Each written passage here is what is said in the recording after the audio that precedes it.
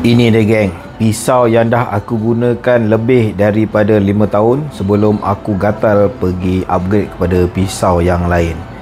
Memperkenalkan, Moranif Companion. Bentuk dia buruk kan? Tapi sebab ini memang pisau lapangan babe. Memang pisau yang betul-betul kena guna dan kena henyak. Assalamualaikum dan salam sejahtera. Selamat datang ke review sepintas aku Badik daripada Core Outdoor and Tactical. Pada hari ini aku tunjukkan kat korang sebilah pisau Moranif Companion yang telah pun aku gunakan lebih daripada 5 tahun. Kebanyakan masanya aku gunakan Moranif Companion ni untuk pergi mendaki gunung. Kenapa aku gunakan dia?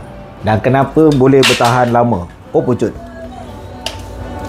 Moranif Companion ni dia dalam bentuk yang bagi aku cantik. Aku tak pasti pada mata korang macam mana, tapi untuk mata aku kemas-kemas elok.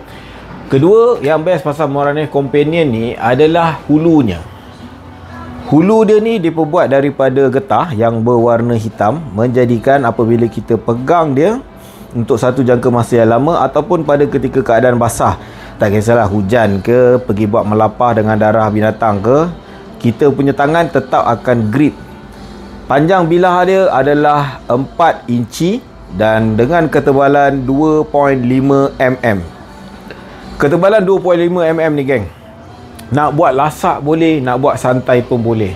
Cumanya kelemahan 2.5 mm adalah, contohlah makna kata contoh, korang pergi camping, korang nak mencincang makanan-makanan yang sedikit keras, macam carrot, nak potong kobis, nak potong carrot kan, sedikit susah sebab bilah 2.5 mm dah mula terasa tebal, nak cincang tu ada rasa leceh sikit. Tetapi kelebihan lain dia, ketajaman dia senang untuk kita asah semula dan boleh bertahan yang agak lama disebabkan bilah dia perbuat daripada stainless steel Swedish ni. Nak mengasah dia senang saja disebabkan bentuk dia macam Scandi grind, sisi mata. Contoh ini batu asah, kita letakkan dan kita tekan saja, automatik dia akan masuk ke dalam bentuk mata dan tinggal kita tarik daripada hujung ke hujung.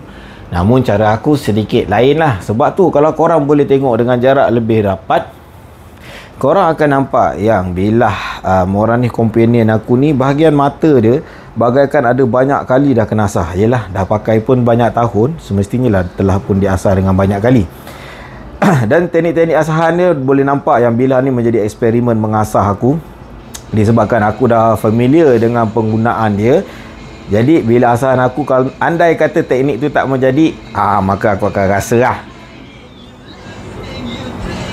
Dia datang siap dengan sarung, di mana sarungnya di sebelah belakang dah ada siap dengan belt clip. Jadi ini memudahkan kita untuk menyangkutkan bilah kepada mana-mana permukaan, khususnya beg ketika kita masuk ke dalam hutan. Nak buat melapah, pada musim melapah yang lepas, dia ni pun rancak berjalan sebab idea dia simple. Kau nak sebuah pisau yang kau boleh gunakan ketika pergi camping, mendaki gunung, pergi memancing, pergi melapah. Harga buat masa ni tak sampai RM100 pun geng. So memang agak rugilah bagi aku andai kata korang tak ambil peluang ni dan membeli. Dari sudut warna pun relax. Andai kata ada akak-akak makcik-makcik yang tengok video ni, warna dia macam-macam. Aku sengaja je yang warna aku pilih ni warna military green. Dia ada, kalau tak silap ada 9 warna geng. Orange, pink, kelabu, hitam, hijau menyala, biru, merah aku dah cakap tadi, dala red,